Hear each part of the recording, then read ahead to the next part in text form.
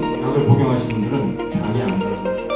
당신은 만약에 암이 35%, 수만 1%. 약뿐만 아니라 다양한 이제 요소들이 호르몬들이 나와 있습니다. 호흡 자체가 좋게 하는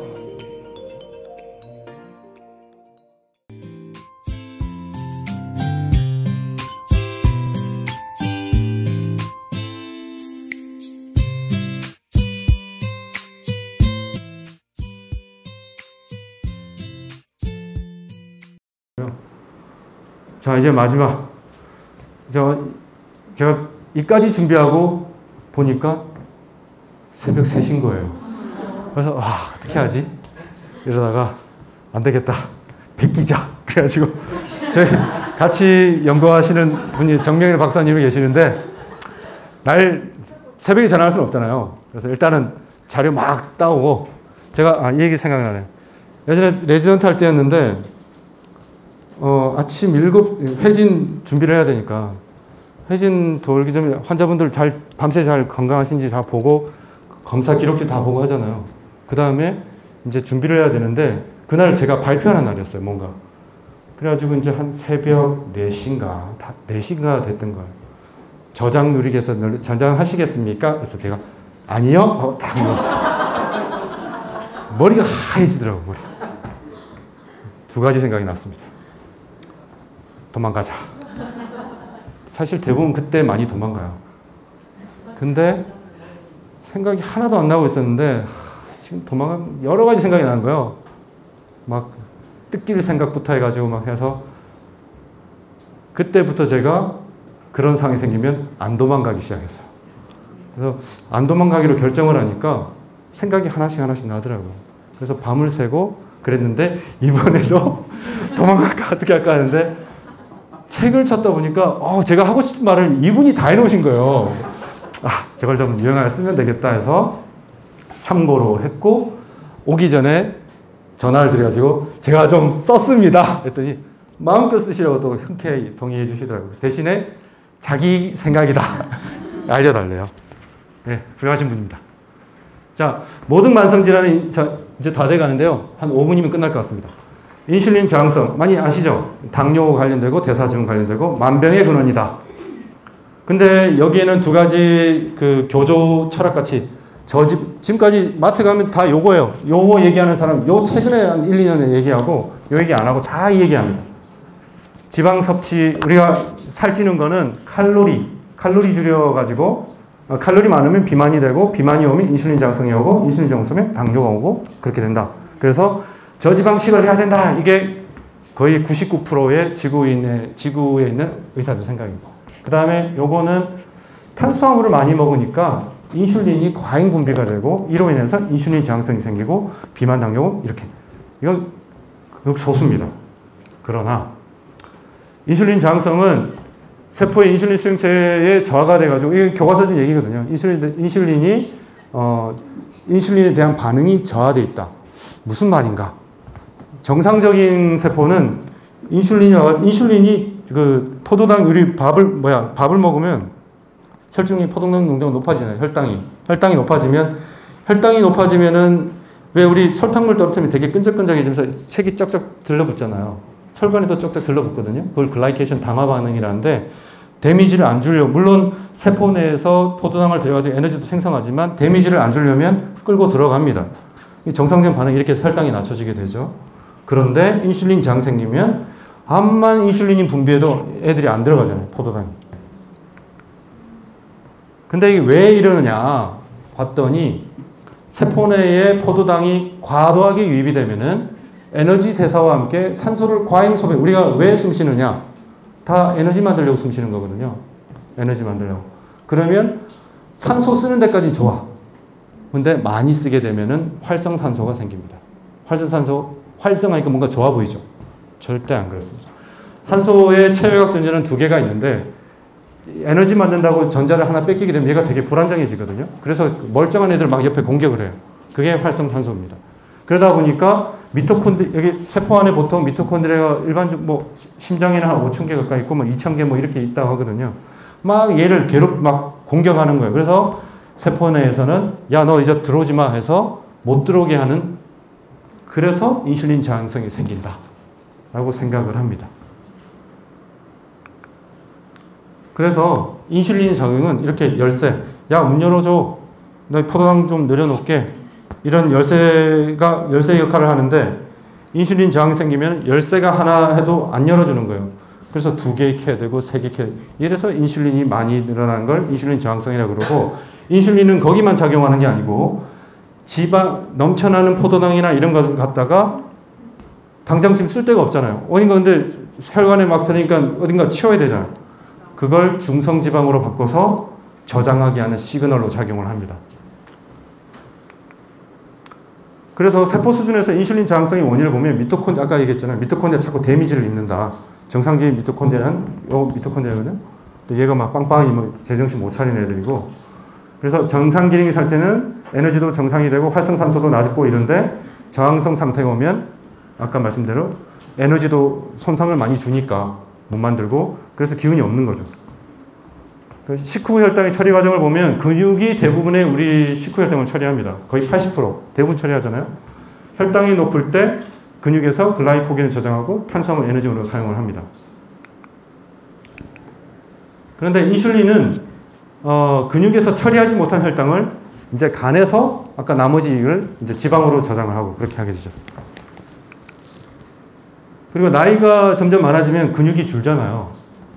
그래서 인슐린 저항성은, 그래서 근육운동 중요하다, 나이 들수록 중요하다 얘기하는 게 여기서 나온 겁니다. 근육에서부터 시작되구나. 근육 인슐린 저항성이, 그 다음에 근육 안 되니까, 그 다음 너무 많이 오니까 간에서도 할 일이 너무 많아지잖아요. 20% 해야 되는데 막 50% 일을 떠넘겨. 그래서 저항성이 간에도 생긴다. 살찌면 인슐린 저항 생긴다는 또 논문인데요. 지방세포가 중성지방이 지방세포에 막 저장하는 거잖아요. 그러면은 너무 많이 들어오니까 저산소증이 옵니다. 그러면은 뭐 이런 염증 물질 이런 거 시그널이 만들어지고, 그러면 이 대식세포라는 데서 자극을 받아가지고 다시 TNF-알파를 만들고, 그러다 보니까 지방세포나 근육세포에서 글루트4라고 포도당을 흡수하는 그런 작용을 억제하게 됩니다. 그래서 인슐린 저항성이 생긴다. 인슐린 저항성을 이제 한마디 요약해보면 미토콘드리아 손상이 오고 근육에도 잘 안 들어가고 간에도 안 들어가. 그래서 잘 안 들어가니까 뭐 이런 걸 다 뭐라 그래요? 처음엔 대사증후군 하다가 나중에는 2형 당뇨가 생깁니다. 그래서 당뇨는 왜 혈관병이라 그러잖아요. 혈관 속에 우리가 혈당 유지하는 게 되게 폭이 좁아요. 막 이렇게 레인지가 폭이 넓지 않고, 뭐 공복일 때 7, 80에서 밥 먹으면은 뭐 140 높게 안 움직이거든요. 근데 그런 이유가 아까 얘기했던 게 왜 그러냐. 당분은 끈적거린다. 당화 반응을 해서 혈관 내피에 손상을 와서 혈관 내피를 공격하니까 혈관이 좁아집니다. 그래서 콜레스테롤이 동원돼 가지고 거기에 이용되는 것 뿐이지, 제 생각에는 저희 같이 공부하시는 선생님들은 콜레스테롤 자체가 문제가 아니라 콜레스테롤은 결과일 뿐이다. 세포 손상이 많으니까 자재가 많이 늘어난 거예요. 콜레스테롤 생산은 대부분 간에서 80% 정도 만들거든요. 75% 정도. 먹는 거는 20% 정도 내밖에 안 돼요. 그러니까 간에서 열심히 만들어내는 애를 우리가 억지로 고지혈증 약 먹으면서 낮추고 있는 건 아닌가. 그래서 탄수화물 위주로 식사하는 경우에는 이렇게 인슐린이 높아지고 지방 조직이 축적이 되고, 탄수화물 줄이고 중단백 중고지방을 식사하는 경우에는 체지방은 빠지고 근육은 강하고 지방간이 개선이 됩니다. 왜냐? 인슐린이 하는 일이 이 남는 걸 갖다가 지방으로 바꿔가지고 저장하는 역할을 하잖아요. 그러면 인슐린이 많이 분비되지 않게 하는 방법은 인슐린을 올리는 탄수화물밖에 없거든요. 하나 더 있다면은 단백질. 지방은 거의 영향을 주지 않습니다. 탄수화물이 먹고 당이 이르게 오르면 인슐린도 따라서 이렇게 올라요. 단백질은 요 정도 오릅니다. 지방은 거의 건드리지 않습니다. 그래서 요즘에 조절 잘 되지 않는 당뇨 환자분들은 저희 병원에 오시면 식사를 일단 탄수화물을 좀 줄이게 해요. 처음에 어리둥절 하시죠. 근데 인슐린을 140단위 맞는 분이 20단위로 확 줄어요. 인슐린도 처음에 2형 당뇨, 1형 당뇨 오시다가 1.5 당뇨라 그래가지고 분비가 잘 되던 사람이었는데 계속 이 췌장을 괴롭히다 보니 혹사하다 보니까 분비가 잘 안 되는 1.5형 당뇨라거든요. 1형 당뇨는 태어날 때부터 그런 거고. 그래서 인슐린 저항성 극복하는 거, 저탄소 아까 얘기했던 거, 그 다음에 중단백, 체중당 1에서 1.3, 1.5까지 얘기하신 분도 있어요.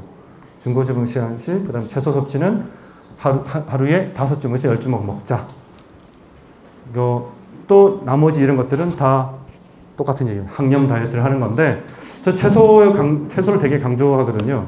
채소는 4가지 이렇게 나눠서 드시라 그래요. 푸른잎 채소, 십자화 채소가 뭐냐면, 브로콜리나 케일이나 아시죠? 이렇게 뭐 몽글몽글 맺히는 애요. 얘는 항염 효과가 있고, 푸른잎 채소는 이런 효과들이 있어요. 그래서 푸른잎 채소는 장내 그 유산균들, 프로바이오틱스라고 그러죠? 걔네들한테 먹이가 역할하는 프리바이오틱스 역할도 하고, 그 다음에 해독 역할도 합니다. 우리가 몸에서 해독되는 과정에서 간에서 해독을 하잖아요. 간에서 담즙을 통해서 장으로 해독을 합니다. 물론 해독을 해서 소변이나 혈액으로 돌리는 것도 있지만 장으로 나올 때 이 식이섬유가 담즙에 묻어나온 독소를 같이 잘 묻혀가지고 빼내는 역할을 한다. 그 다음 세 번째, 컬러 채소는 항산화제 많잖아요. 그 다음에 버섯류. 얘는 베타글루칸이 풍부해서 점막 재생이나 이런 데 면역인데 도움이 됩니다. 그 다음에 운동은 왜 코 운동을 썼냐? 코 운동. 중심 근육 운동이라잖아요. 척추 기립근, 척추를 세우는 근육이거든요. 그래서 우리 직립보행을 하는 인간들은 척추가 서야지 척추를 서야지 뭔가 해요. 근데 대부분 뭐 하고 있어요? 안 세우고 다 이러고 있어요. 지하철 타시면 다 뭐 하고 있어요? 다 요새 잡스 형님 덕분에 다 이러고 있어요. 그리고 애들도 저희도 그랬잖아요. 학교 다닐 때 이렇게 잔다든지 다 척추가 안 좋아져요. 그리고 뭐 오늘도 오셨는데 재봉 일을 하시거나 이런 분들 다 뭐 숙여서 하는 일인데 척추를 숙이고 하다 보면은 척추 아까 나오는 신경계에 긴장이나 자극을 많이 주게 됩니다. 그래서 중심 코어 운동은 통증을 없애는 운동뿐만 아니라 자율신경계를 건강하게 하고 자율신경계가 건강하면 내분비계가 건강해지는 운동입니다. 이제 마지막 마치는 기 전에 그래서 이제 저는 삼위일체 얘기를 드리거든요. 야, 이 많은 걸 어떻게 다 해? 그래서 어떻게 접근하면 될까? 이거는 제가 만든 개념이 아니라 이런 기능의학을 하시는 선생님들은 다 가지고 계신 개념입니다. 멘탈, 브레인, 뉴트리션, 케미스트리, 장감면역, 그리고 스트럭처, 자율신경 얘기하는 거죠. 이 세 가지를 통합적으로 해야지 건강해지지 하나만 한다고 되지 않는다. 그래서 저희 병원에 피부과 환자들 꽤 많은데 근데 대부분 피부과 가면 피부 치료만 해요. 근데 피부는 지금 건강에 좋냐 안 좋냐를 표현하는 표현형이라고 얘기해요. 생체 징후다. 왜 말도 그러잖아요. 얼굴 보니까 때깔이 좋다. 때깔이 안 좋다. 때깔이 안 좋은 생체 징후가 바로 부신피로나 다른 걸 표시를 해주는 거예요. 피부가.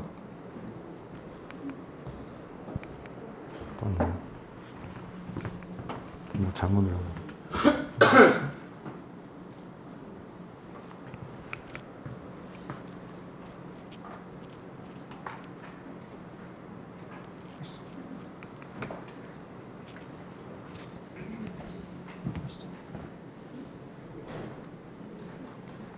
네.